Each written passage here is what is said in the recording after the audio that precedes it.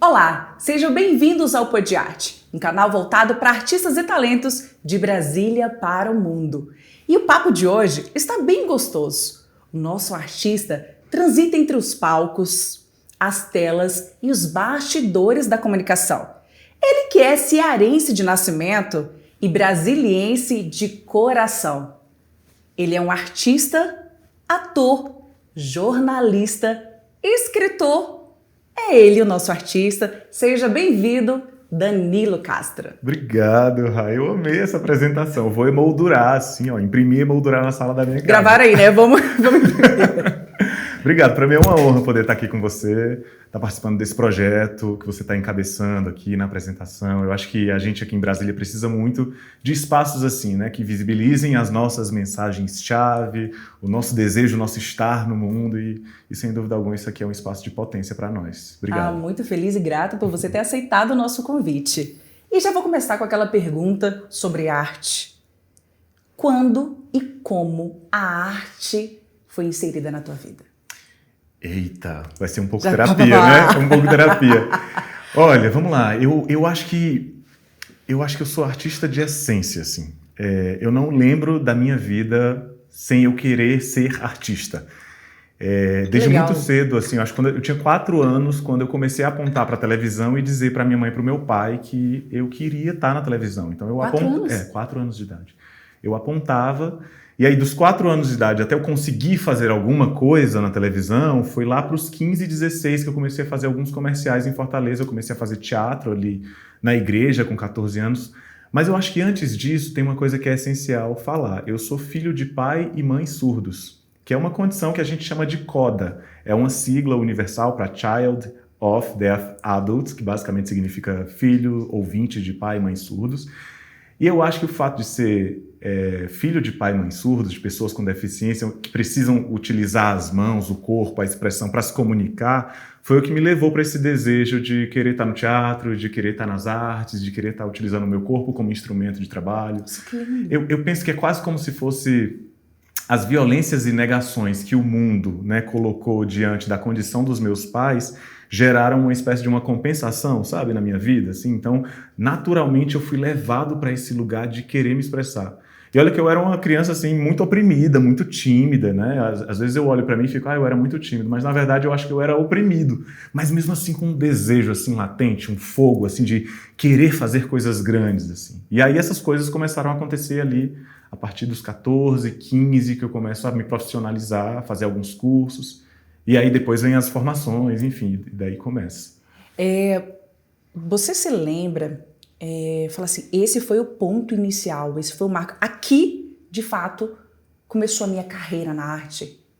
Você lembra? Eu lembro. Do que você fez?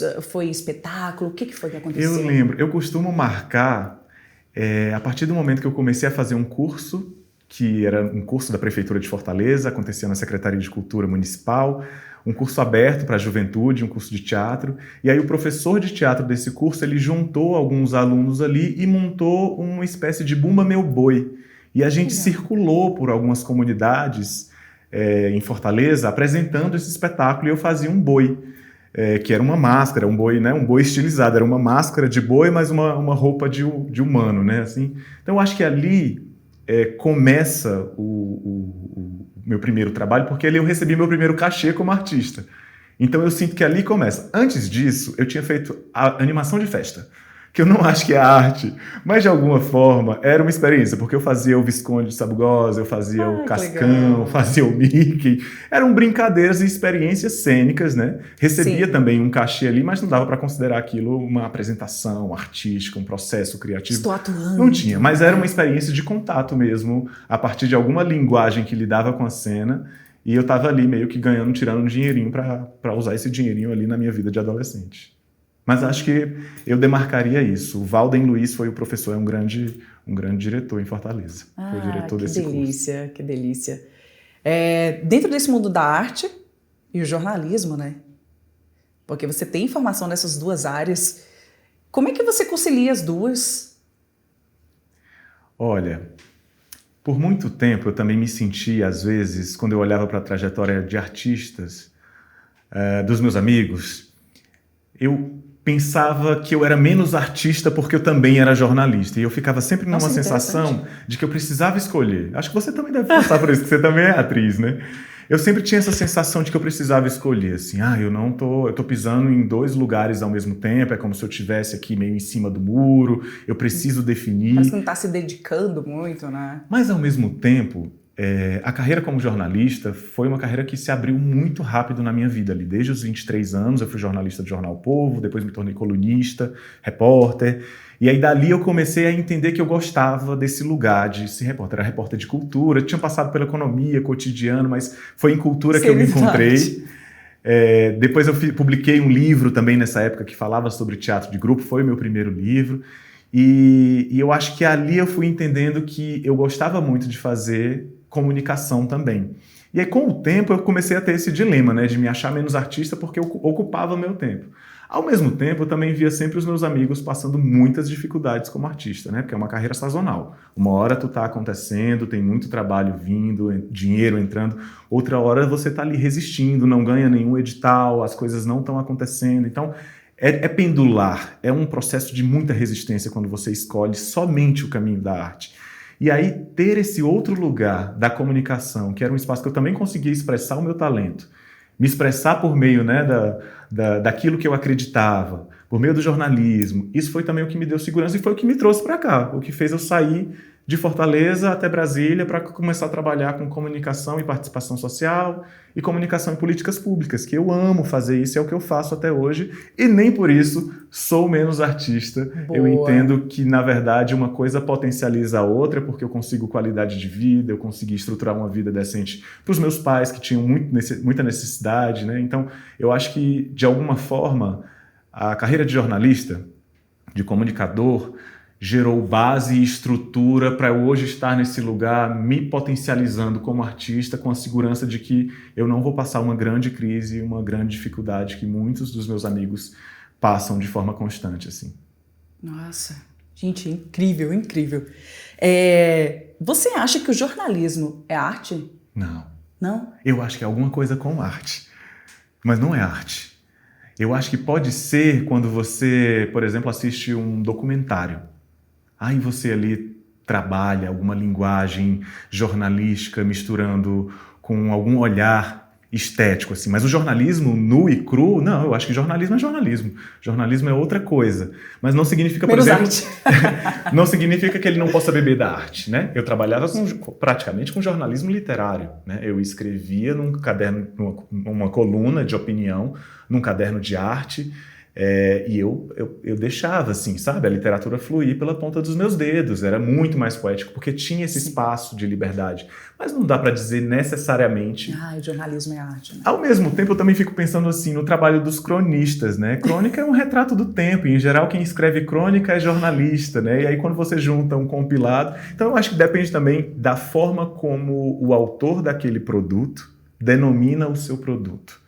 Então, se ele tem um olhar artístico para aquilo que ele produz e é embebido de jornalismo, eu acho que pode ser, mas de forma desse olhar mais genérico, né, panorâmico, assim, jornalismo não necessariamente. Então, a gente pode dizer que nem tudo é arte. Nem tudo é arte, de forma alguma. Eu acho que a arte, ela está num lugar, Rai, que depende do autor, mas também depende de como o apreciador legitima aquilo como arte ou não, assim, não dá para você dizer, produzo arte se eu não tenho quem legitime aquilo como que veja, como né, arte, trabalho né? com arte. Ao mesmo tempo, não é necessariamente porque o autor diz isso é arte que aquilo vai ser. Que vai ser Então, eu acho que são muitas camadas, é um lugar de muita subjetividade, assim, e não dá pra gente cravar em pedra definições, assim, muito concretas sobre o que é e o que não é. Eu acho que as coisas são mais fluidas e vai depender sempre de cada caso.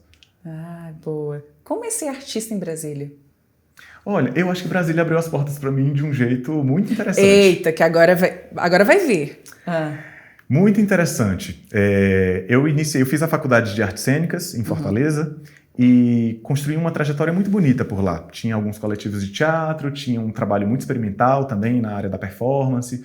Gostava muito de toda a comunidade artística que eu estava vinculado, né? A gente tinha lá o movimento Todo Teatro é Político, que era um movimento que pressionava, né, o poder público por políticas públicas, tinha um fórum de teatro, então eu estava muito engajado assim, com essa dinâmica. Inclusive, meu primeiro livro fala um pouco desse lugar também.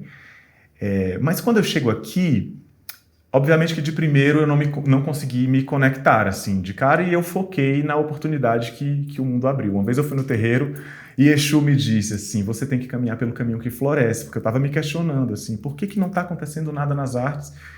Já em Brasília. Aqui em Brasília. E na comunicação sempre me acontecem coisas muito interessantes, assim, eu gosto tanto desse lugar, e esse lugar parece que está sempre murcho, está sempre mais difícil. E aí, depois que eu ouvi isso, né, nesse terreiro, eu entendi que eu preciso pisar no caminho que floresce e que isso é muito, muito legítimo, assim. E aí, aos pouquinhos, eu comecei a me conectar. Eu fiz um mestrado em artes cênicas aqui na UNB, comecei a me envolver mais com as pessoas, eu comecei a trabalhar como crítico nos festivais de teatro aqui, festivais de dança também. Eu já tinha um trabalho como crítico de teatro lá em Fortaleza. Então, eu acho que Brasília, ela se abriu para mim, e agora está se abrindo, nesses últimos anos, no lugar do audiovisual, que era um lugar que eu apontava muito e ainda não tinha conseguido adentrar, mas nesses últimos 4 anos eu acho que tem acontecido coisas legais, assim, que era algo que já acontecia lá em Fortaleza, mas acabou sendo uma lacuna, né? Essa década estando em Brasília, comecei a ter mais dificuldades. Acho que a gente, como artista, fica um pouco circunscrito ao território que a gente habita. Sim. Então, eu quero ser um artista, obviamente, transnacional, assim, né? De poder circular onde o trabalho estiver, as pessoas olharem para mim, apontarem e dizerem, vem cá que eu quero você, e me custearem nessa existência como artista que passeia pelo país. Mas, infelizmente, eu ainda não estou nesse lugar, aponto para esse lugar. Mas, enquanto eu não estou, eu preciso me conectar com o território que eu estou. E o território que eu estou é esse quadradinho, que foi o quadradinho que me acolheu tão bem desde o primeiro dia que eu cheguei aqui. Quando você fala assim, eu ouvi que eu preciso andar pelo caminho que floresce, como você entendeu isso, esse caminho? Olha, você falou, eu estava fazendo isso porque você estava turbilhão de coisas na sua cabeça, você não estava entendendo o porquê de você estar fazendo, as coisas não estão acontecendo, né? Porque a gente se questiona isso. E aí você falou, quero florescer e tal, mas qual o ponto que você via que você falando, eu preciso andar por aqui para que as coisas começam, de fato, a fluir? Olha, eu aprendi a olhar com mais gratidão e generosidade para a minha carreira como comunicador e como jornalista. Sim. Essa é a minha trajetória, assim. E ela é muito legítima, né? Hoje eu trabalho com comunicação e participação social, basicamente criando processos de comunicação e escuta dos movimentos sociais no diálogo com o poder público, para que aquelas demandas do movimento social cheguem até o poder público, e também trabalho com comunicação e evidências para políticas públicas numa instituição do terceiro setor, que se chama Instituto Veredas, que é basicamente lidando e dialogando com um monte de pesquisador incrível que trabalha nessa instituição e traduzindo esse conhecimento tanto para a gestão pública quanto para a sociedade civil. Então, é um trabalho assim que é muito bonito e que eu preciso honrar esse lugar que eu tô, que é de ponte, que talvez seja a mesma ponte que eu sempre fui em relação ao mundo de quem escuta e o mundo das pessoas surdas ali na minha experiência de vida com os meus pais. Eu sempre fui ponte. E ser comunicação é ser ponte, né? Ser artista também é ser ponte. Então eu acho que eu comecei a olhar com mais generosidade, sabe? Sem me exigir tanto de que eu preciso... Porque tem essa autocobrança, né? E tem outra, sabe, Rai? A gente chegou a conversar um pouco sobre isso nos bastidores, né? A gente, como artista, sonha grande, né? Eu sonho pra caramba, você com certeza sonha também. Mas a gente também tem que entender que o progresso, ele acontece no processo. Boa. E eu tenho uma formação em artes cênicas, que é uma batalha você conseguir se graduar em artes cênicas. Eu tenho um mestrado em artes cênicas também. Tenho diversos trabalhos, não tenho um trabalho gigantesco e uau, o Brasil me conhece, mas eu tenho diversos trabalhos em produções grandes. E, cara, tudo isso é legítimo, tudo isso é importante. A minha carreira como artista está dando certo. A gente tem uma sensação, de forma mais distanciada, quando se olha, de que só acontece quando tem aquela chancela da Globo, né? Agora ele é ator. Nossa, eu tô desde os 14, 15 anos lá com o Valden Luiz. Você é ator? você é de qual novela? Já perguntou? Você é jornalista? Você trabalha na Globo? Ou então assim, né? Você é ator de quê? De teatro? Eu sou ator, não quero escolher, não. Eu sou ator do que aparecer. Eu sou ator. Obviamente que eu aponto para o lugar do audiovisual, porque eu acho que é o que é mais difícil de aparecer enquanto oportunidade, mas eu sou artista, assim. Então eu acho que a partir do momento que eu comecei a olhar de forma mais generosa para esse caminho que floresce, a partir dessa mensagem que eu recebo, eu também comecei a acontecer de um jeito mais adequado e estratégico nesse outro lugar, como ator, onde eu tracei um plano de carreira, eu busquei uma agente, eu comecei a tentar entender o que é que os grandes artistas que eu admiro e que estão no mainstream fazem, que eu preciso fazer também. E aí, a partir disso, foi uma grande virada de chave na minha vida, que aconteceu ali em 2020. Eu já tinha feito participações na Globo, já tinha feito trabalhos no audiovisual, no cinema, mas ainda assim, uma aconteceu aqui, outra aconteceu ali, sabe? Tipo, muito distanciado. E ali em 2020, eu tenho uma virada de chave que fez eu começar a ser curioso para entender como é que se faz um bom gerenciamento de carreira. E aí sim eu entendi que não é só sobre talento, não é um rosto bonito na televisão, eu sou bonito, não é uma excelente, forma, o cara é mestre em arte. Você pode não ser, né? Você pode ser um modelo que está passando na rua, pode ser um influencer e ganhar um personagem na sua. Não é sobre isso. É também sobre, né? Eu não vou deslegitimar a informação de tanta gente, sim. Mas é principalmente sobre networking, que eu nem me importava. Alma do negócio, né?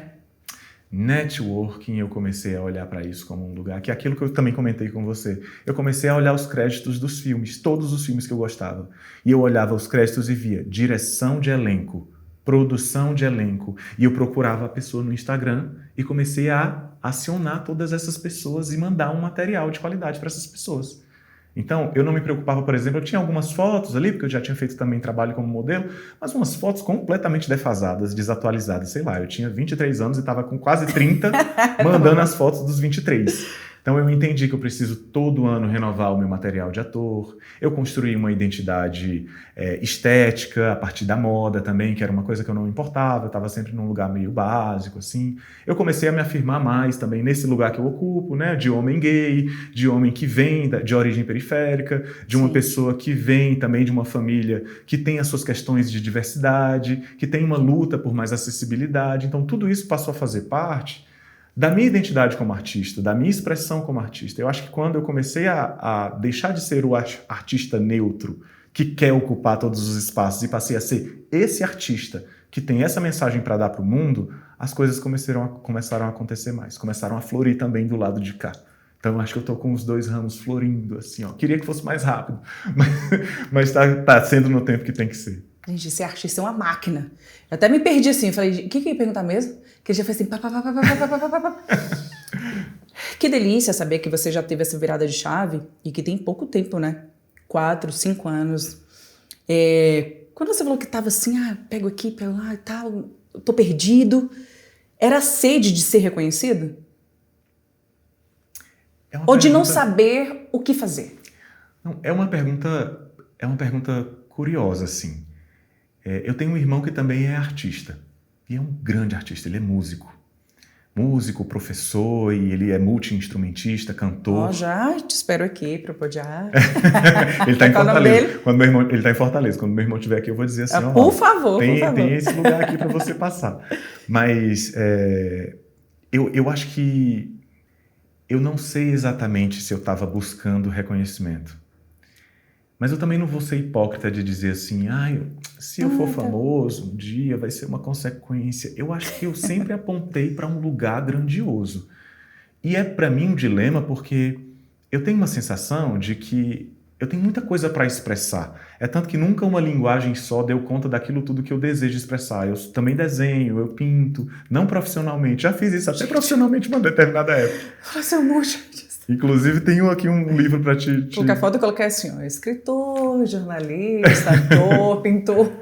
Mas eu sempre tive esse desejo de expressar por meio de linguagens diferentes.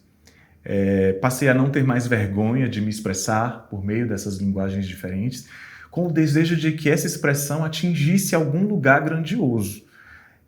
E hoje ela consegue tocar algumas pessoas, alguma rede de pessoas que me acompanham ali, né? Acompanham minha trajetória desde sempre, de pessoas que estão chegando agora por conta de um trabalho ou outro, né? Que acontece de um jeito mais né, expressivo na televisão, por exemplo. Mas eu tenho, sim, essa sede de ocupar esse lugar, ao mesmo tempo que eu também me pergunto se isso não é ser narcisista, se não é um lugar, né, autocentrado, porque é um desejo de reconhecimento. Mas ele não é por puro reconhecimento. É um desejo de conseguir falar sobre as coisas que eu aprendi ao longo da minha jornada, de falar sobre aquilo que eu estudei, de falar aquilo que eu acredito politicamente, de falar sobre a história dos meus pais, e de me expressar nesse lugar também que é um lugar de risco. Às vezes eu posso também, né, fazer alguma coisa que eu vou errar, e eu acho que ser artista é um pouco... E tá tudo bem por isso, né? Tá tudo bem, e eu acho que também tá tudo bem você almejar um lugar grandioso e de muito reconhecimento. Principalmente quando a gente não é privilegiado, né? Somos pessoas negras aqui nesse podcast, isso inclusive já é um demarcador muito, muito bonito acontecendo. Não somos pessoas que têm acesso fácil a determinados espaços. Não. Então, assim, eu não vou ser modesto de dizer assim, ai, não quero. Cara, eu quero estar nos lugares que eu puder estar. Na hora que aparecer assim, um grande personagem na minha mão, eu vou agarrar isso com toda a força do mundo, porque eu quero sim ocupar esses lugares. E esses lugares eles só estão se transformando, como a própria Rede Globo, né, que tem aberto as portas aí para um olhar com muito mais diversidade, sim, principalmente para a população negra, fazendo uma reparação histórica que era necessária há muito tempo. Sim.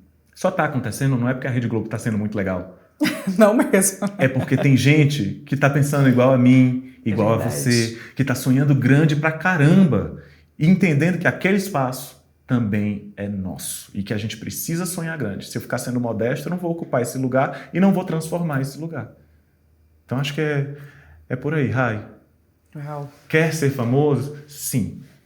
Sim, essa é a pergunta. Nossa, bem decidido, posicionado é isso, gente. Não é artista, não somente, artista. Né? Não somente, mas sim, não vou ser hipócrita. Não. Sim, eu quero ser famoso, eu quero. Não vou ser hipócrita, boa. Vamos entrar no assunto da sua gente? Mas antes disso, vamos. Você falou que antes dela, eu já sei, tá, gente? Tô falando dela porque eu sei já quem é. Você falou que fez alguns, né? Fez algum papel, fez, né? Não sei, como figurante ou como ator. Quero que você fale isso pra gente, o antes e o depois da gente, e o que mudou. Bem, isso é até uma coisa que eu gostaria de ter aprendido antes sobre a minha carreira, né? Eu aprendi sobre ser artista muito a partir da vivência no teatro e da vivência nas artes cênicas, com a formação acadêmica, mas não num lugar de empreendedor da minha própria jornada. Principalmente porque o audiovisual são setores ainda muito fechados, né? Então eu não entendia como eu conseguiria acessar aquele lugar. Eu fiz alguns trabalhos no audiovisual em Fortaleza, fiz alguns trabalhos grandes também e cheguei a fazer algumas participações na Globo.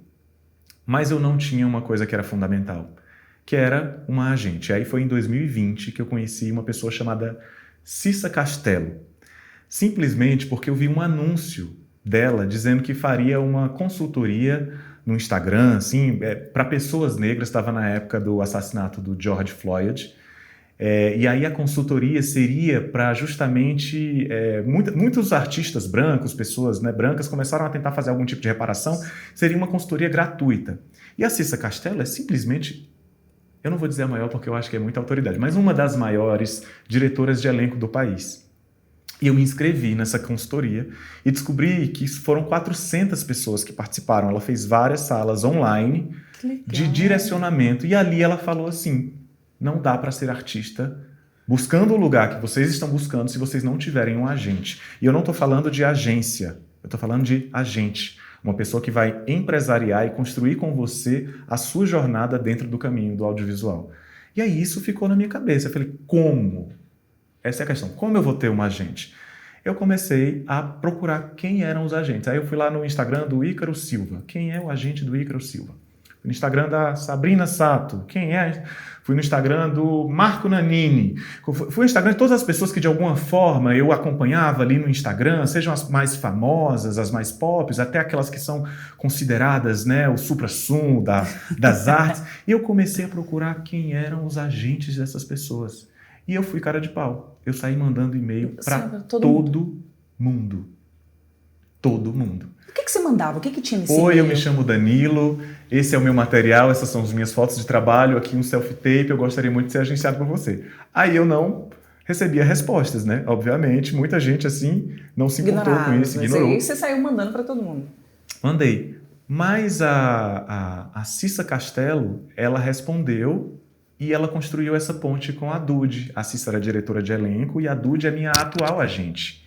Eu tinha passado já com outro agente, mas não tinha funcionado muito, mas com a Dude tem funcionado muito bem até hoje. É a Dude Cotrim, ela já foi agente de diversos artistas, inclusive legal. Rodrigo Santoro, assim, que passaram pela mão dela. E hoje eu tô com ela, já faz quase 5 anos, foi dessa virada de chave aí. E Ela é daqui de Brasília? Não, ela é do Rio de Janeiro. E aí a gente também tem entendido esse lugar, assim, o nosso desejo é construir uma carreira onde eu possa estar onde o trabalho está, não necessariamente circunscrito ao meu território, né? Onde eu possa viajar e possa fazer um filme na Bahia, como eu fiz recentemente, onde eu possa ir para o Rio nas participações que forem necessárias, ou aqui para Goiânia, como eu fiz agora, Rensga Hits. Então, onde o trabalho tiver, eu quero poder estar, e a Dude é essa pessoa que faz essa negociação. Acho que para a gente como artista, a gente se sente inseguro, né? De dizer assim, quanto eu vou cobrar? Nossa, é muito subjetivo também, né? Porque tem o capital simbólico sobre o mito que é você e o seu trabalho. Sim. Tem a sua formação, tem a sua experiência, os anos que você se dedica àquela jornada, tem o orçamento que aquele filme, aquela produção tem destinada para o pagamento de atores. Então tem muitas coisas em jogo que às vezes a gente ali com desejo de trabalhar, topa fazer por qualquer valor. E aí a gente topa fazer e depois fica, ai, tô recebendo muito pouco. Por que eu tô recebendo pouco? Porque eu não sabia fazer isso, a negociação. E quando você muda o interlocutor de passar para uma pessoa... Agora eu tenho um agente. Que negocia para você. É e diferente, a Dude, né? Olha, eu espero que ela assista isso, acho que ela vai assistir que eu vou mandar para ela. Ela é uma mulher maravilhosa, ela é resolvida, a sensação que eu tenho é que ela é como se ela fosse um falcão, assim, sabe? Ela é estrategista. Isso é ótimo. Eu estava uma vez com ela numa festa específica que ela organizou, ela conseguiu um convite, era uma festa onde teriam muitas pessoas ali importantes desse universo do audiovisual. E assim, a gente juntos, a gente estava... Eu tava assim, eu peguei um drink e fiquei assim, tá, Dude, o que é que eu tenho que fazer? E ela, ó, a gente vai passar ali, eu quero te apresentar essa pessoa, tá, vou pegar só mais um Aperol, porque eu tô um pouco nervoso, pra eu tentar relaxar, porque é isso, ela me colocava em contato com pessoas que eu nunca imaginava que eu poderia ter contato, e a partir dali ela vai criando essas conexões, e foi essa virada de que eu preciso pensar no networking, tanto quanto eu pensei e me dediquei para a minha formação acadêmica, tanto quanto eu penso para a minha questão estética, né, a forma como eu me visto, como eu me apresento para o mundo, tanto como eu penso para diversos outros né, ramos da minha vida. Assim. Eu preciso pensar no networking e nas conexões. E a Dude é essa mulher. O network de um artista? Exatamente, acontece nesses lugares mais improváveis. É você ou falar com alguém e marcar um café, ou ser cara de pau e mandar uma mensagem para alguém mesmo, sabendo que aquela pessoa pode nunca te responder. Ou você se apresenta, eu também sou ator, assim? De forma muito, muito sincera. Por exemplo, eu vou te dar um exemplo bem concreto. Eu apresento o Festival Cine Ceará, que é um festival ibero-americano, festival de cinema, lá em Fortaleza. É um festival, enfim, internacional, junta um monte de gente importante, e ali é super estratégico, porque eu estou como apresentador. Eu já fiz esse festival várias vezes, e eu sempre ficava assim, não vou falar com o diretor tal, com o diretor... Assim, né? Acho que não vou. Não vou. E eu perdi grandes oportunidades, assim. Nesses festivais, você fica cara a cara com Débora Seco, com Ailton Graça, com Ney Matogrosso. Eu já conheci Ney Matogrosso, assim, sabe? E eu nunca consegui falar do meu trabalho ou me conectar com alguém que eu gostaria. O Kleber Mendonça, né? Que é um expoente. Você tinha medo, assim, algum receio? Medo, insegurança, achar que eu vou incomodar. Porque tem gente também que bajula e incomoda, né? E aí Justamente, que vem, né, um artista como ídolo, coloca ele numa caixinha. Exatamente. E querendo ou não, ele acaba, dependendo da situação, se blindando, né? Exatamente. Aí é tênue esse lugar, você tem que saber conseguir se conectar com aquela pessoa sem necessariamente ser abusivo. Então o que é que eu faço nesses festivais? Eu assisto os filmes. Eu não sou lá, vou apresento e vou embora, dou um beijo e tchau. Eu assisto todos os filmes. E aí vejo os diretores indo lá, subindo no palco, apresentar. Eu, putz, eu gostei pra caramba desse filme. Meu Deus, que filme incrível. Eu quero trabalhar com esse diretor. Às vezes eu nem conheço, eu nunca nem ouvi falar. E aí quando tá tendo uma socialização, uma festa, algum momento ali, um coffee break... Você aproveita essa deixa, eu aproveito né? a deixa, mas tudo bem. Aí, o bom é porque nesse caso eu já tô como apresentador, a pessoa já me viu ali no palco. Então Aí eu você me não é um apresento de novo. desconhecido. Eu já me apresento de novo, falo também sou ator, eu pergunto sempre assim, desse jeito, dica pra você, ator que quer estar no mainstream ou quer fazer grandes produções. Eu pergunto, você tem algum contato de alguém da sua produção, de alguém que você trabalha junto, para que eu possa enviar o meu portfólio e o meu material? E eu vou te falar o que acontece. A grande maioria das vezes eles dão o próprio WhatsApp e você fica no contato direto de WhatsApp com aquele diretor que você sempre sonhou trabalhar. Então, assim, é mais ou menos esse lugar. Agora, é importante ser cuidadoso. Eu não vou pedir, me dá seu telefone, porque eu quero... Eu sempre pergunto também de uma forma, porque às vezes eu também recebo o contato da produtora, do telefone geral, da... Sei lá, Mas é de aquilo que você alguma... falou, conexão. Você criou Mas conexão. você cria. Falou, ele E não aí, pediu o quando esse meu, e-mail pediu da chega, produção. Vou passar o meu. Porque eu gostei, ele criou conexão com você, né? Exatamente. E aí, consequentemente, eu tenho um excelente material, eu tenho essas fotos atualizadas. As minhas fotos não são aquelas fotos de boyzinho, né? Fazendo pose. Tal. São fotos onde eu pensei um stylist, eu produzi aquele material. Como é a foto para você ter um bom material? Porque tem aquela que, né? Praticamente os modelos, né? Tiram essa foto, que é aquela paradinha, com a blusa preta e tal, só fazendo algumas poses, tem que tomar cuidado. Como é que é? Como são essas fotos? Olha, eles pedem sempre fotos onde seja possível te ver de forma natural. Então eu não faço nenhuma... Você faz em estúdio? Em estúdio, mas eu já fiz fora de estúdio também. Eu fiz uma vez num terraço, assim.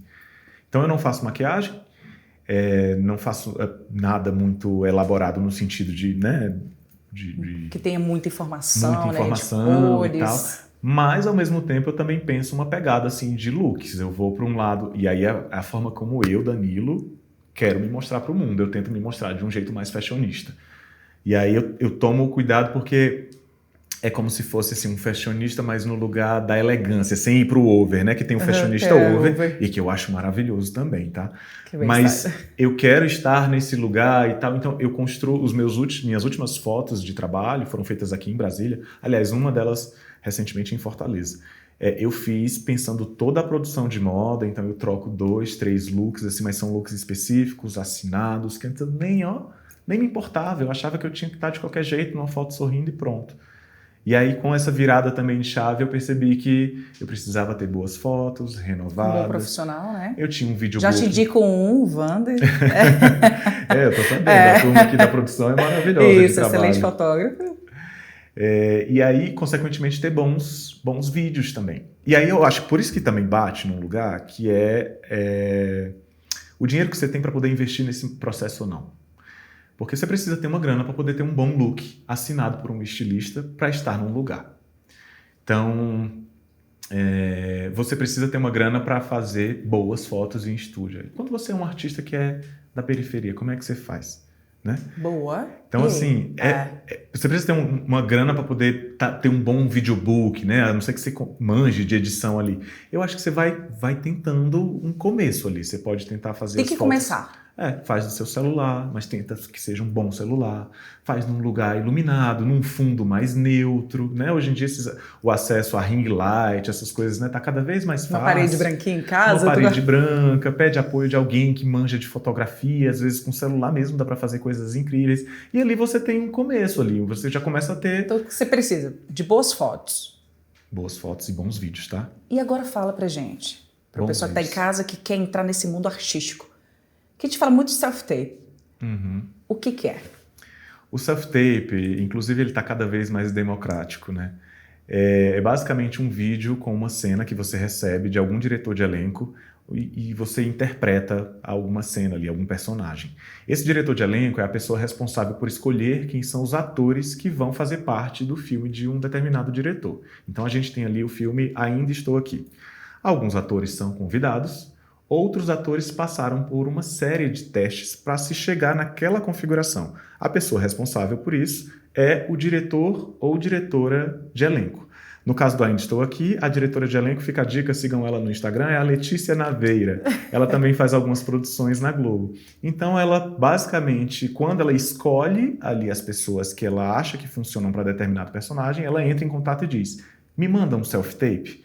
E aí ela indica esse texto que ela acha que combina com aquele ator. E aí você vai lá na sua casa, ou no estúdio, ou em algum lugar, memoriza aquele texto, estuda as intenções daquele texto, tenta pegar ali mais alguma informação que te ajude a elaborar melhor aquele personagem e grava. É basicamente um filme, um vídeo que pode ser feito do celular, mas que pegue ali da altura do busto, enquadre bem o rosto, você olha um pouquinho na diagonal, e aí eu costumo fazer, quando eu faço na minha casa, colocar algum... Gente, fica a dica. Algum pontinho pro meu olhar, né? Porque a gente não interpreta o tempo todo falando assim, né? A vida você não fala assim. Você olha para um lado, você olha para o outro, olha para cima, olha para baixo. Então, quando o olho voltar, eu quero que o olho volte exatamente pro ponto que ele estava, como se fosse o olho da outra pessoa que eu tô dialogando. Porque nem sempre no self-tape você tem um ator para contracenar com você. Até porque lá em casa eu tenho meu esposo, mas eu prefiro gravar tudo sozinho. Ele me apoia muito, inclusive na parte de memorizar os textos, mas na hora de gravar eu quero estar completamente só. Eu me sinto mais à vontade e mais livre, sabe? Então eu fixo esse olho e gravo esse vídeo e mando para a direção de elenco avaliar. E aí você espera, às vezes recebe resposta, outras vezes não. Uma coisa também que os diretores de elenco podiam fazer é serem mais gentis com os atores que enviam teste. Já fica aí a dica também de dizer, obrigado, você não passou. Porque é ótimo você... Pelo menos assim, não, realmente ele viu, né? Ele assistiu. Exato. Eu só não passei. Mas você acredita, Rai, que não é uma coisa comum? É uma coisa que eu queria entender. Tem muitos diretores de elenco maravilhosos. Eu sei que eles têm muita demanda, trabalham com muita informação, mas assim, um feedbackzinho educado. Mas assim, já assistiu? Falou assim, não, opa, que não. E já respondeu ele? Não, muitas vezes eu fico sem respostas. E é chato isso, né? É péssimo. Eu acho de uma deselegância assim gigantesca. E eu falo isso sem medo porque eu acho que é algo que os diretores de elenco e diretoras de elenco poderiam melhorar, aprimorar na forma como eles se relacionam com os atores. Óbvio que não são todos, né? Eu falo assim, né? Mas tem muitos diretores de elenco que são maravilhosos. É verdade. Não quero generalizá-los, mas tem uma grande parcela dessa categoria que eu mesmo já tive oportunidade de fazer testes e eu fiquei completamente no vácuo, né? E quando você vai fazer um self-tape, você dedica tempo da sua vida para isso, né? Sim, é uma estrutura de luz, são dias, às vezes, memorizando um texto, tentando compreender, até o momento que você consegue um momento silencioso. Eu gravo, por exemplo, muito cedo, 6 da manhã, porque eu moro num lugar que é próximo de um restaurante, que começa a ter uma movimentação, então eu acordo muito cedo, tem toda uma dedicação. Você ficou dias, mandou e não teve resposta. E fica sem resposta. E aí tem até uma outra coisa também que eu acho que os atores de audiovisual devem batalhar, é que a gente tenha o cachê teste, que é basicamente uma ajuda de custo por esse trabalho de ter feito algo para alguém avaliar você. Porque imagina, né? Tempo é dinheiro. Os cachês testes custam R$150, R$100, mas é uma ajuda de custo porque tu teve ali um trabalho a partir de uma demanda de alguém que você não conhece e que poderia sim ser remunerado. Então eu acho que é uma briga, e já acontece muito isso em São Paulo, nos testes que eu faço lá eu recebo cachê teste, mas aqui em Brasília, por exemplo, é algo que está bem distante, lá no Ceará também, eu nunca vi, eu já fiz vários testes lá, eu nunca recebi cachê. E acho que é uma demanda que a gente, como artista, como ator de audiovisual, categoria, deveria conseguir cobrar, porque os orçamentos possuem espaço. Justamente. E são valores assim, irrisórios, mas que sim, ajudariam sim a gente a ter algum estímulo para poder fazer esse self-tape. Boa. Tá vendo? Fica aí a dica. Já pegou a canetinha, já anotou, se não, volta aí e anota direitinho. Vale ouro, vale ouro. E eu tô ácido. Eu também consigo ser ácido, gente. Eu sou fofinho, mas na hora de fazer crítica... Tá vendo aí, né? Na hora de fazer crítica, vem toda a mágoa, assim, ó. Mas calma aí, agora é o meu momento de colocar pra fora. Momento terapia. Imagina só, isso aqui é um canal, né? É uma oportunidade de visibilizar questões que eu acho que são importantes pra gente potencializar o cenário. Então, assim, se um dia isso chega na mão de um diretor de elenco aqui de Brasília, já pode ser uma forma de tocar aquele coração de entender, putz, o que esse cara tá falando faz todo sentido, é o básico da relação, de ser gentil e cortês. Eu pedi algo para você, não deu certo, eu te digo, obrigado, não vai ser dessa vez. Eu já recebi tanto não nessa vida. Ai, somos Tanto dois. não, e eu prefiro muito mais receber o não do que ser ignorado, Eu também. do que a indiferença. E é péssimo, assim, acho que a indiferença para o mundo é um lugar, assim, que não faz a gente avançar. Nem no audiovisual, nem nas artes, nem no mundo. A gente precisa ter certeza e clareza das coisas. Então, receber um não, eu acho muito digno e necessário. Boa. Nessa transição de Brasília, Ceará, Brasília, Rio, Brasília, São Paulo. Como foi ter acesso a esses lugares, a novelas, vamos dizer assim, né? Que o pessoal fica Globo, Globo, Globo. Como foi chegar lá? O que você fez? Porque assim, agora você tem um agente que viabiliza tudo isso, que faz essa conexão, essa comunicação, que te ajuda bastante, que você fica só esperando. E como é que foi chegar lá? Antes dela, o que você fez? Eu vou te falar uma coisa. Eu não fico só esperando. Sabe boa. por quê? Porque alguns contatos, quem tem sou eu. Então, o que eu faço é, de forma muito transparente, criar essas pontes com a minha agente. Então, às vezes, tem... Você por exemplo, eu sou entra muito... com o primeiro contato e depois passa para ela. Eu sou muito mais conectado, por exemplo, com o cinema nordestino do que a minha agente, que está ali Olha, que conectada legal. com esse eixo mais do mainstream, das novelas, das séries. Então, algumas vezes, é muito melhor eu fazer o primeiro contato, eu fazer esse início, e se alguma coisa acontecer a partir dali, aí eu coloco a Dude como interlocutora desse processo. Então, alguns testes chegam porque a Dude me indica, outros testes chegam porque eu corri atrás. Mas, independentemente disso, a gente trabalha em parceria. Porque senão a gente fica sendo, ele tem um agente, isso. Agora ele só fica aqui tranquilo e não precisa mais. Não. De forma alguma. Eu faço uma busca ativa de oportunidades de trabalhos no audiovisual. Tem vários Instagrams, inclusive, que divulgam oportunidades de filmes de jovens que ganharam o primeiro edital, de diretores de início de carreira, que são excelentes para a gente poder se inscrever. Inclusive, cada self-tape que eu faço, antes eu ficava assim, se fazer de novo eu não vou passar, porque às vezes você recebe 5 não seguidos, assim, dá uma tristeza, sabe? Dá mesmo. E vontade de desistir, às vezes. Mas, ao mesmo tempo, cada vez que você faz, você se assiste, você entende como que é você diante da câmera, você consegue aprimorar. Então, eu comecei a entender que é um treinamento para mim. Fazer um self-tape é um lugar de treinamento. Eu tento aproveitar o máximo para mim, independentemente se eu vou passar ou não. Se eu estou dedicando aquelas horas da minha vida a estudar um texto e a gravar uma cena, que aquelas horas e aquelas cenas sirvam para mim. Se eu passar, maravilha. Né? Cheguei no 100%. Mas se eu não passar, alguma coisa eu consegui com aquilo. Aprendizado, eu aprimorei as minhas habilidades, consegui compreender. Que é algo bom do não, tiro um lugar bom. Mas antes da minha agente, eu fazia muito... Eu fazia já um pouquinho assim dessa coisa de procurar os testes ali, mas eu também esperava que ia cair do céu. Todo mundo dizia, você é bonito, você é talentoso, você tem... E eu ficava assim, então uma hora Deus vai apontar o dedo pra mim. Alguém vai me ver e falar assim, é ele. O mar vai se abrir e do outro lado vai estar, sei lá, o carinha aí Knows, vai estar, né, o Kleber Mendonça, né, vai estar Ana Mui Laerte, assim, de braços abertos, dizendo, vem ser meu protagonista. Eu achava que ia ser assim, porque eu estava fazendo tudo certinho, menos o networking. Eu estava fazendo certinho porque eu procurei informação. Todo mundo diz, né? Estuda, tem que estudar. Eu fui atrás de estudar. E fui estudar nas melhores universidades. Melhores universidades assim, né? Universidades federais. Fui estudar. Todo mundo dizia assim, você tem que cuidar da aparência, tudo. Praticando esporte, cuidando e tal, né? Existe ainda uma pressão estética muito forte, né? Dentro do audiovisual. Apesar da gente já estar lutando por mais diversidade de corpos, existe. Sempre me cuidei direitinho para conseguir estar adequado ali para esse lugar. E ainda assim, era sempre como se estivesse faltando alguma coisa. E aí o que foi a virada foi o network. Mas antes da Dude, eu tenho minha vida antes da minha gente e pós minha gente. E também por conta dessa diretora de elenco, Cissa Castelo, que fez uma mentoria maravilhosa com esses atores, que desses 400, ela selecionou 30 e ela passou quase um ano fazendo mentoria com esses 30 atores e eu fazia parte desse lugar. A partir daí você pegou o primeiro papel? Não, porque eu já tinha feito, você já tinha feito? Já tinha feito trabalhos no audiovisual. Eu tinha feito Cine Hollywood, que inclusive é uma produção cearense que está na Netflix. Eu tinha feito a primeira série, né?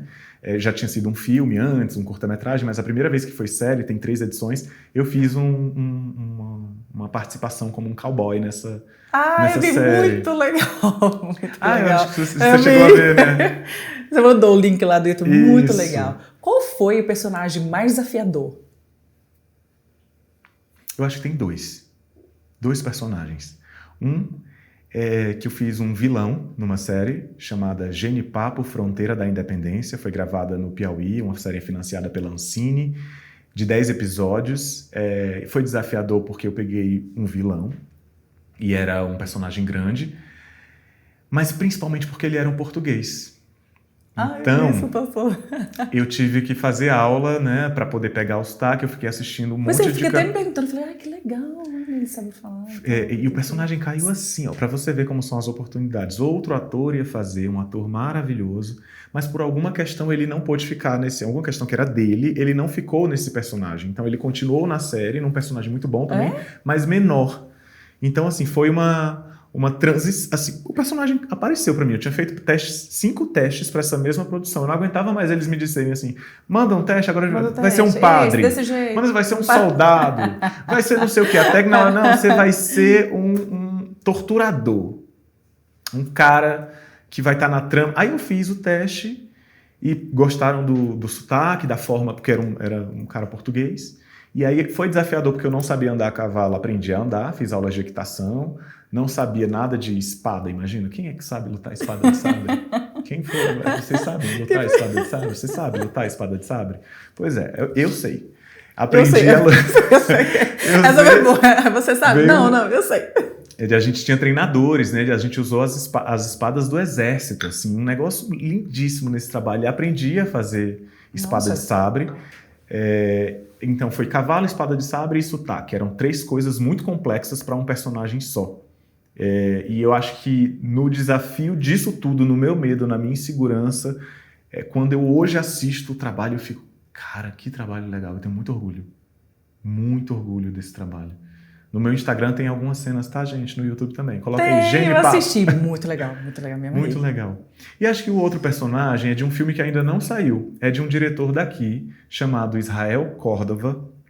É um personagem... Eu vou tentar contar, assim, a trama... Não lançou esse filme, né? Eu vou tentar contar uma sinopse, assim. Mas, basicamente, é um personagem que vive muitas questões em relação à sua orientação sexual. E ele é um cara muito rural, no sentido mais duro, assim. Ele vive numa comunidade afastada, ele é um cara muito bruto, muito chucro também. E tem ali alguma questão na relação familiar dele em relação ao que ele é, o que ele está percebendo de si. E eu acho que ele foi desafiador porque eu estava muito fascinado com Ainda Estou Aqui, com o trabalho da Fernanda Torres e com a forma como ela conseguiu entregar tanto nesse filme, porque a sensação que dá é que o filme inteiro ela tenta esconder o que ela sente. Então eu peguei isso para mim, esse aprendizado. Cara, eu acho que esse personagem é isso. Ele não demonstra o que ele sente, ele tá pegando fogo por dentro, ele tá latente. Então eu comecei a criar o meu personagem a partir desse lugar de esconder. E aí eu já tive acesso à primeira versão do filme, assim. É um protagonista, então isso também é uma coisa boa, né? Que você consegue desenvolver e trabalhar bem o personagem quando você tem uma oportunidade de um personagem grande, diferente das participações que eu fiz na Globo, pequenas. Então eu acho que esse filme, que ainda não saiu, que é de um jovem diretor e é o primeiro filme dele, acho que é um dos trabalhos mais bonitos que eu vou entregar, assim, até agora. Uau. Na vida, mesmo tendo passado por mão de gente grande, assim. Eu falei isso para esse diretor, para o Israel, ele é daqui do Distrito Federal. O filme é de uma delicadeza, de uma poesia, e eu também fiquei muito orgulhoso, porque tem isso também, né? Nem sempre a gente arrasa, às vezes a gente assiste e fica assim... Falou assim, nossa, gostaram, mas eu não gostei. Eu acho que eu passei do ponto, eu sou expressivo às vezes, eu sou exagerado, eu acho que vem da coisa da comunicação em Libras, porque é muito over também, né? A gente se expressa para tentar comunicar uma mensagem, não é para ficar bonito. Então a gente se comunica ali com as mãos, com o rosto, e eu trago isso da minha vivência, porque é minha língua materna, né? E aí eu levo isso também pra cena, aí eu lembro, cara, não, calma, menos, e eu consegui chegar nesse lugar de latência. É como se os olhos desse personagem gritassem. assim, mas o corpo dele está sempre numa plenitude, assim. Então, eu peguei muito isso do aprendizado de ter assistido o trabalho de Fernando Torres. Falei, cara, eu quero fazer uma coisa assim, e vi que isso encaixava. Inclusive, também, outra dica para jovens atores: assistam os espetáculos da cidade, né? Os espetáculos que vêm de fora, os dos seus parceiros. Assistam filme, assistam cinema nacional, assistam streaming. Tem muita coisa, inclusive, no YouTube, né? Você, não tenho dinheiro para pagar o streaming. Tem muito filme bom Você no digitar YouTube. no YouTube você encontra. Muito filme bom no YouTube, assim, filmes históricos do cinema brasileiro, assim, filmes muito bons que estão aí na Globoplay, que estão na Netflix, que estão na HBO. E eu assisto porque eu quero tanto ver os créditos, quanto eu quero também entender quais são os diretores que eu desejo trabalhar. E aí, a partir dali, eu começo também a nutrir esse lugar de aprendizado, de paixão, de...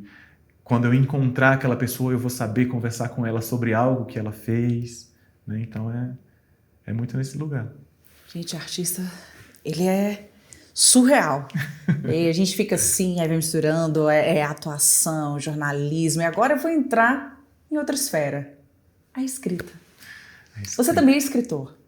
Conta pra gente esse desafio, que também é um desafio, né? Agora, olha só, é interessante isso, porque eu não me entendia escritor até lançar o meu segundo livro. Eu fiz um primeiro livro, que era um pouco de jornalismo literário, mas eu ainda assim fiquei assim, não, eu sou ator. Eu não sou, o que define um escritor, né? Porque só o fato de você ser jornalista, não necessariamente você é escritor. Como Sim. jornalista, você escreve bastante, mas não necessariamente escreve com esse olhar, né, literário mesmo, da escrita. Aí eu fiquei, então não sou escritor. Quando eu fui lançar o meu segundo livro, que inclusive está aqui, ele se chama O Menino que Morreu de Rir, é um livro de contos e desenhos, que eu intitulei de Contos e Desenhos Mais ou Menos Trágicos, de um jovem escritor. E aí eu lancei para uma editora que tem uma espécie de uma collab, uma editora brasileira e uma editora portuguesa. E aí, nessa collab, né, eu fui fazer o lançamento em Lisboa do livro, o lançamento foi primeiro lá. E aí, quando eu chego e me anunciam para falar sobre o livro, convidamos o escritor. Foi a primeira vez que eu ouvi alguém falar assim, o escritor Danilo Castro. Eu fiz, nossa, é verdade, gente? Eu sou escritor. Eu sou escritor. É o segundo livro, eu sou sim escritor. Eu vou parar de ter vergonha de dizer isso, de ter vergonha de estar mergulhando nessa linguagem e de ter vergonha também de mostrar que eu também faço desenhos, né? Então, ao longo dos contos... Você que fez os desenhos? Todos os desenhos são assinados por mim, são feitos em nanquim, e são desenhos que eu fui acumulando ao longo da vida. E esse livro aqui, ele é um presente para você, Rai. Obrigada. Pelo convite, para que você também conheça um pouco mais do meu trabalho. Que lindo. Vou ler, vou te dar o feedback. Vou adorar. Esse livro ele está disponível, se você colocar O Menino que Morreu de Rir no Google, você vai cair no site da Caravana Editorial, que é a editora que está lançando junto com a Mercador, que é a editora portuguesa, e você consegue fazer a compra pela internet, ou então também deixo os links na minha bio do Instagram, que vocês vão ir ter acesso. Olha só, eu vou fazer aqui, na nossa entrevista, trecho da obra. No meio daquela vastidão de melancolia, um ponto radiava sem medo. O menino andava desidratado, mas nem lágrimas despencavam acima dele. Faltava água naqueles corpos corroídos pelo próprio estômago. Mas Nilo estava lá, sempre esboçando o riso pueril que lhe reservado como dom. Olha só, gente, lindíssimo. E agora, por que O Menino que Morreu de Rir? O Menino que Morreu de Rir é um dos contos dessa história. São 15 contos e 15 desenhos. Eles têm alguma relação entre si, mas eles também são histórias isoladas. Então você pode escolher onde você deseja começar. Que top. Se chama O Menino que Morreu de Rir porque conta a jornada de um menino escondido no meio de várias pessoas adultas ali que de alguma forma oprimiam esse menino numa caminhada num deserto. E como se tratam de contos, né, que eu tenho essa pegada muito trágica, aquele menino que era ali, eu vou jogar algum spoiler assim, que era ali, aquele menino invisibilizado, ele começa a ser visto como a única fonte de amor naquela existência daquelas pessoas que estavam ali desalmadas, caminhando num deserto, assim. e a única fonte de salvação era as pessoas comerem aquela criança. Olha o nível de... né? E aí é como se aquela civilização começasse ali a comer aquele menino, mas também comer o próprio amor, e a partir dali brota uma civilização, começa a brotar água no lugar que era deserto. Então são contos, me arrepio contando essas histórias, são contos de realismo fantástico, todos têm uma pegada muito trágica. Então se prepare para ler assim num dia que você esteja bem. Mas você fala assim, Danilo, eu tô chorando. Mas o que você fez lugar comigo? De inventividade que é muito bonito, assim. E eles foram escritos quando eu era adolescente, justamente nesse começo dessa carreira ali.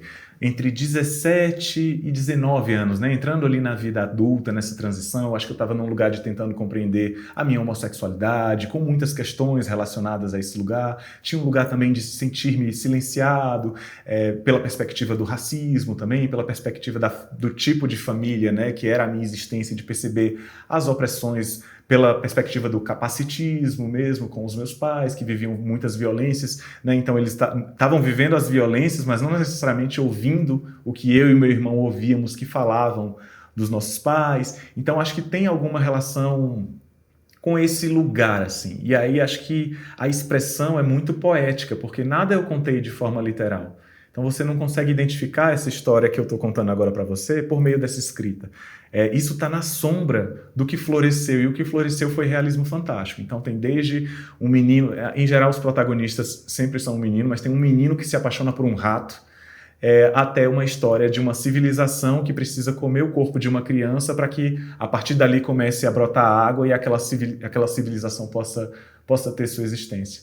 Então, sensacional. São muitas histórias nessa perspectiva, assim, que estavam guardadas na gaveta, e eu retomo esse processo, assim, numa retomada de mim mesmo, assim. Nessa época, é curioso, mas eu lia muito Clarice Lispector. Muito, muito, muito, muito. E lia também James Joyce, lia Hermann Hesse, eu lia autores e autoras que estavam... assim, que escreviam com uma literatura muito densa, né? Com um processo epifânico, com coisas assim, com questões que transbordaram assim em mim e chegam aí, né, pela ponta dos dedos, nesse livro ali, nesse processo que eu me deixava levar a partir dessa inspiração desses três autores, que depois de um tempo, né, quando eu retomo esse material e eu volto a estudar esses três autores, até para eu me organizar, o conceito do livro, eu entendi que são três autores lidos por muitos jovens ao redor do mundo, assim. São três autores que têm uma conexão com a juventude, justamente porque eles têm esse traço epifânico. Alguns tratam de forma subliminar sobre o lugar de suicídio, que é uma questão muito forte na adolescência, né? Inclusive, a gente tem indicadores terríveis, e foi uma coisa que passou pela minha cabeça por conta do lugar da não aceitação e de um mundo que é extremamente violento, né? Que te condiciona. Então, essas perspectivas todas estão entre essas palavras, entre essas linhas, estão aí fazendo sombra para algo extremamente criativo, no sentido de realismo fantástico, porque eu era meio inventivo, assim, na forma de me expressar quando eu escrevia. Vou navegar nesse livro, pode deixar. Agora, eu quero saber como é ser filho de pais surdos. Olha, eu tenho muita gratidão e sou muito honrado pelos pais que eu tenho, porque eu acho que são pais que me educaram com muito afeto, com muito amor, com toda a resiliência que eles têm até hoje. Eu me vejo nesse lugar de honra mesmo, assim, e de aprendizado com a história de vida que eles tinham, que eles têm. Agora, eu não vou te dizer que é uma coisa simples, porque eu não vou romantizar a falta de acessibilidade que a gente tem nesse país. Por muito tempo, eu falava assim, é porque... como se a condição dos meus pais fosse o problema. Mas, na verdade, o problema é a falta de acessibilidade das políticas públicas, dos serviços públicos e privados, da gente enquanto comunicadores, né? Então, a gente já tem uma legislação que fala sobre acessibilidade, que é a Lei Brasileira de Inclusão. A gente tem uma legislação exclusiva da língua brasileira de sinais, que considera uma língua nacional desse país. A gente tem aí uma expansão dos produtos de comunicação com janela de Libras, mas ainda assim não tem janela de Libras no Jornal Nacional. Não tem janela de Libras no Jornal da Globo, não tem janela de Libras no Fantástico. Eu fico, meu Deus, mas qual a dificuldade de criar um setor com um estúdio e 2 intérpretes para interpretar, revezando dentro de um jornal? Né? Porque, assim, é basicamente você olhar para esse lugar com empatia. Aí você pode dizer, mas tem estenotipia, né? Que é o closed caption. Sim. Mas não é a mesma coisa. Inclusive, é importante a gente diferenciar isso. A pessoa surda, de forma geral, ela tem a língua brasileira de sinais como sua língua. O português é outra língua. Às vezes as pessoas me perguntam, como você aprendeu? Aí eu pergunto, como é que você aprendeu português? A gente não sabe. A gente simplesmente um belo dia começou a falar. Assim, os pais vão falando, o mundo vai, você pega esse referencial. Você vai pegando, né? Então eu também não sei quando eu comecei a conversar em Libras, porque essa é a minha língua nativa, é a minha língua materna, é a língua dos meus pais. Então eu acho que esse lugar romantizado, que inclusive por muitos momentos as pessoas olham para mim, para o meu irmão, acho ainda mais quando a gente era criança, porque é bonitinho uma criança conversando em Libras, mas a pressão que é você ir no ginecologista com a sua mãe, porque o médico e nem o hospital tem interpretação em Libras. É horrível você com 7 anos perguntar para sua mãe quando foi a última vez que ela teve uma relação sexual, quando foi que ela menstruou pela última vez, se foi um parto normal ou cesárea os filhos que ela teve, que são perguntas que qualquer ginecologista faz. Sim.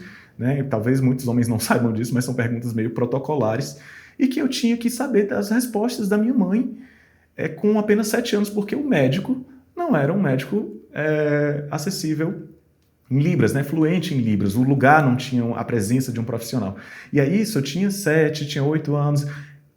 Hoje estou com 36 anos. E é exatamente a mesma coisa. Não mudou. Minha mãe hoje tem um plano de saúde, um excelente plano de saúde. Não tem uma acessibilidade em Libras nos hospitais que minha mãe acessa. Se você for em unidades básicas de saúde, a gente até vê muito, eu sou super defensor do SUS, né? Mas a gente precisa criticar para ele ser aprimorado também. Não tem unidade básica de saúde com pessoas fluentes em Libras. Então, assim, é um absurdo que a gente não tenha. Eu falo da saúde, mas eu estou falando de todos os serviços. Sim. Você vai no INSS, minha mãe não consegue se aposentar sozinha. Para ela se aposentar, eu tive que estar junto. Então, é como se todos os serviços desse planeta precisassem sempre de um intérprete, e essa sobrecarga emocional de ser intérprete para esse mundo que não é acessível para os meus pais, porque meus pais trabalham, meus pais pagam impostos, meus pais são seres humanos e cidadãos que contribuem com esse país, mas eles não têm acesso ao acesso que todo mundo tem, que nós que somos privilegiados por não termos uma deficiência, temos. Então, é maravilhoso, porque me colocou nesse lugar de enfrentamento com o mundo, mas é difícil. Eu não vou romantizar. Eu não vou romantizar. Óbvio que eu nunca trocaria os pais que eu tenho por outros pais, porque são os meus pais que me educaram com toda a resiliência e com todo o amor. Mas é difícil. É uma barra. E assim, ainda que eu esteja aqui, tá?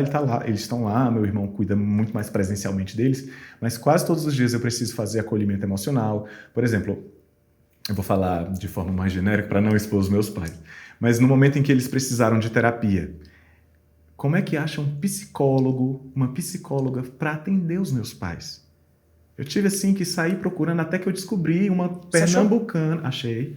E aí ela atendeu tanto meu pai quanto minha mãe. Foi no período da pandemia, né? Assim, a gente começou a perceber questões de ansiedade e tal, que muita gente teve. E aí a gente faz o quê? A gente vai lá e procura o nosso psicólogo, porque a gente tem acesso, é fácil e tal, a gente não tem deficiência. Agora, para uma pessoa com deficiência é muito complexo, tudo fica mais complicado, os serviços ficam mais caros, o que também é uma outra coisa assim que você, meu Deus, são pessoas que têm mais dificuldade de estudo, mais dificuldade de acesso. Então, se hoje os meus pais têm mais qualidade de vida, é também porque eu e meu irmão a gente consegue prover isso para os nossos pais, porque eles não conseguiram estudar, né? Eles praticamente sabem ler muito pouco, assim, o básico, têm dificuldade na comunicação. Mas é uma grande dificuldade, assim, é um lugar de luta constante, um lugar alerta, e de todos os dias a gente respirar fundo para tentar resolver alguma coisa. Então, deu uma infiltração na casa da minha mãe, em Fortaleza. Eu tenho que encontrar a pessoa que vai lá e eu fico numa chamada de vídeo conversando com o profissional, porque a pessoa não entende a minha mãe, a pessoa não entende o meu pai. Então, é uma complicação, é um trabalho, assim, que eu não vou romantizar, não. Vou te dizer de forma bem sincera, assim, é difícil pra caramba. Imagina. Hoje você é mestre em Libras, né? Não. Eu Não? sou mestre em artes cênicas. Sim. Mestre em artes cênicas, então... Mas você chegou a se aperfeiçoar nas Libras para poder ter uma melhor comunicação com seus pais? Eu não fiz nenhum curso. Ah. A minha comunicação, inclusive, ela é uma comunicação usual. As pessoas costumam me convidar para ser intérprete em eventos, assim, e aí eu não sou intérprete. Eu acho que tem profissionais super qualificados para isso. Sim. A minha comunicação, ela é usual, até porque tem uma coisa que eu também percebo, né, que tem muita diferença quando você é uma pessoa coda, filho de pais e mães que tiveram todo o estudo e conseguiram entrar na universidade e tal. A sua fluência, ela está num lugar de vocabulário muito maior. Não é o caso dos meus pais, né? Eles estudaram ali até a 3ª, 4ª série, e ainda tem muita dificuldade até hoje com leitura, com compreensão. Então, a Libras que eu domino também está nessa perspectiva do universo de limitações que o mundo impôs para os meus pais. Então, eu não consigo traduzir com tranquilidade um debate na televisão, né? Precisa ser um profissional, assim, exemplar. E tem muitos, inclusive aqui em Brasília, tem muitos. Inclusive também, se vocês quiserem indicações, eu tenho vários para indicar. Bem, gente, uma fonte. Já estamos quase chegando ao final da nossa entrevista. Mas antes disso, o que o Danilo faz para desopilar? Para sair e falar assim, opa, calma aí, preciso deixar um pouquinho a arte de lado, o jornalismo, a escrita. O que você faz? O que você gosta de fazer para dar aquela desopilada? Essa pergunta é um desafio, né? Porque, olha só, eu acho que a gente está vivendo... Você tem tempo? Você tem tempo? Pois é. Acho que a gente está vivendo uma era de superabundância de informação, com rede social, Então, eu sou um pouco workaholic, eu tenho uma dificuldade de parar para relaxar e fruir. Então, sempre que eu paro de trabalhar, o que eu penso eu preciso estudar inglês, porque eu quero, já tenho isso no meu projeto de carreira, né? Eu quero atuar em inglês. Eu já estou fazendo alguns testes em inglês, mas ainda não consigo chegar no cotidiano. Mas eu quero estar nos festivais internacionais. Então, eu paro, a cabeça não descansa. Eu vou ouvir um podcast em inglês, porque eu preciso aprimorar meu speaking. Eu preciso aprimorar o meu listening. Então, eu vou sempre ocupando ali o meu cérebro com alguma coisa, e para mim isso é um grande problema, porque eu preciso ter ócio para lidar melhor com a minha ansiedade. E aí, o que é que eu estou fazendo? Eu faço caminhada aqui no Parque Olhos d'Água, quase todo final de semana. Já vai com fone também, né? Deixa eu ouvir uma música em inglês. mas pelo menos você está ali vendo a natureza, né? Eu também gosto muito de fazer atividade física. Isso, assim, ajuda muito com a minha ansiedade, porque eu sou uma pessoa ansiolítica mesmo, um negócio que eu preciso tratar melhor. Então, eu acho que está muito nesses... Nem desenhar, assim, com tranquilidade eu consigo, porque exige um lugar de concentração. Esses desenhos aqui que você está na mão foram ao longo de uma vida, assim. Mas, nesse final de semana eu vou desenhar. Não é uma coisa tão tranquilona assim, né? Para mim. Então, eu acho que está muito no lugar dos esportes. Não só no lugar dos esportes. Está no lugar do audiovisual também. Que acaba sendo um pouquinho de trabalho. Eu adoro ver filme. Aí eu fico olhando com aquele olhar técnico, né? É diferente, né? Você já... Mas sabe o que acontece? Eu tô assistindo agora Guerreiros do Sol, que tá na Globoplay, com grandes artistas brasileiros, assim, grandes nomes, inclusive das artes cênicas cearenses, tem muitos lá, muitos colegas. Acontece comigo uma coisa que aí eu sinto, putz, esse trabalho é muito bom, é quando eu começo a não pensar mais na técnica, eu não penso na fotografia, eu não penso na interpretação, eu não penso na iluminação. Eu tô só sendo uma pessoa que acompanha a história. Aí eu penso, cara, esse negócio é bom. Eu não tô mais assim olhando tecnicamente como um trabalho, é como se a cabeça relaxasse mesmo. Mas a maioria das vezes eu tô olhando a atuação. Não sai de você. Eu tô olhando a atuação da Fernanda Montenegro, que tá naquele lugar e fica, nossa, eu quero fazer, eu fico, sabe? Matutando. Mas para relaxar. Você consegue dormir? Tô com problemas de insônia. Inclusive, não aceitei o seu cafezinho por isso. Mas consigo sim, consigo. Às vezes oscilando, mas consigo sim. É muito bom ter esse bate-papo com você. Queria ficar mais horas. Mas chegamos ao final da nossa entrevista. E eu queria que você definisse a tua vida, a tua trajetória, se possível, em uma palavra, e se não for, em uma frase. Meu Deus, que desafio é esse? Eu sou falastrão, Rai. Pois agora você está com a missão. Hoje eu já te dei uma frase, era uma palavra, agora você tem uma frase. Pode ser uma frase. Deus. E claro, aquela dica para quem quer entrar nesse mundo artístico da atuação, de ser ator, ser atriz. Então aí você está com a Tá. sua missão, a frase e a dica para quem está começando nessa carreira. Eu não vou dizer uma frase, eu vou dizer uma palavra. Fique à Tá. vontade. Eu vou dizer a palavra afeto, mas agora eu vou precisar de um adendo só para justificar. Fique à vontade. Porque eu não Fique à consigo. vontade. Afeto como um guarda-chuva. Porque eu acho que afeto não é necessariamente sobre que afetuoso, que carinhoso, que afeto é sobre ser atravessado. E esse atravessamento, ele é um conjunto de reações químicas e físicas que estão acontecendo dentro da gente a partir da nossa percepção, a partir da nossa história, da nossa trajetória de vida.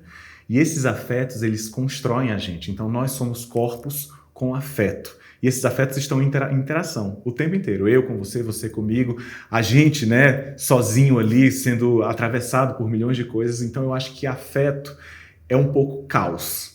É muito mais do que carinho. Para mim, afeto é caos. Então, eu acho que eu me defino nesse lugar. Boa. Essa é a palavra. Afeto. E agora, a outra pergunta que A você me fez. dica. A dica. Para quem está iniciando, o que você... Não, você tem que começar por aqui. Seria isso para você conseguir ter uma melhor visibilidade nesse ramo artístico? Eu acho que a dica é ter um propósito. É entender qual é o seu propósito. Tem todas essas dicas que eu falei aqui ao longo dessa conversa, né? Ter boas fotos, Sim. ter um self-tape de qualidade inicialmente, procurar um agente, né? Tentar se conectar com as pessoas, estudar muito, procurar formação na área. Mas eu acho que ter um propósito, porque o propósito te coloca no lugar de traçar um plano de carreira para você. E aí esse propósito também te coloca nesse lugar de não ser um propósito apenas narcisista, porque que eu quero ser artista porque eu quero ser famoso, que eu quero fazer uma novela. Só quero ser famoso. Você encontra um propósito, não é que você não possa querer um lugar, né, como a gente discutiu agora há pouco, de reconhecimento, né, de ser legitimado por um país, por um grande coletivo de pessoas. Mas quando você tem um propósito, né, entende qual é o seu lugar no mundo, inclusive os influencers todos agora estão procurando um propósito, uma bandeira para poder lutar por elas. Porque eles já entenderam que ser só a gata bonita do Instagram que divulga a marca não está mais funcionando com as marcas. As marcas querem pessoas com identidade. As produções de elenco querem pessoas com identidade. E essa identidade você constrói quando você encontra um propósito no mundo, um propósito na vida que não é só vou ser bonita e aparecer. E fazer uma dancinha no TikTok. E fazer uma dancinha no TikTok. Dance no TikTok, mas dança com propósito. Né? Ajuda também uma ONG, entra numa causa, se engaja numa causa que possa aprimorar aí a sociedade, né? Utiliza aquele teu potencial de fala, aquele teu lugar para poder repercutir uma boa causa social que transforma e movimenta o mundo. Então, eu acho que a dica principal é fazer tudo isso que eu falei, mas ter um propósito no mundo em relação ao seu trabalho como artista. Uau, sensacional. Muito obrigada por ter vindo aqui, por ter falado da tua vida, da tua arte, do que você faz. E eu só desejo muito sucesso e muita luz na tua carreira. Eu te Parabéns, agradeço obrigada. Também. Eu acho que você tem muita capacidade de escuta. Parabéns pelo teu trabalho, parabéns. Eu desejo muito sucesso para esse podcast. Conte comigo para apoiar e repercutir tudo isso. Muito bom saber que você está aqui e escutar é muito mais difícil do que se expressar, do que falar. E você tem essa capacidade maravilhosa. Muito obrigado por a oportunidade. Gratidão. Pessoal, já curte aí. Comenta, compartilha, porque vocês perceberam, né? Vocês ouviram. A conversa foi maravilhosa. Então já manda aí para os seus amigos. Eu espero você que é artista ou tem talento aqui no Pod Arte. Artistas e talentos de Brasília para o mundo.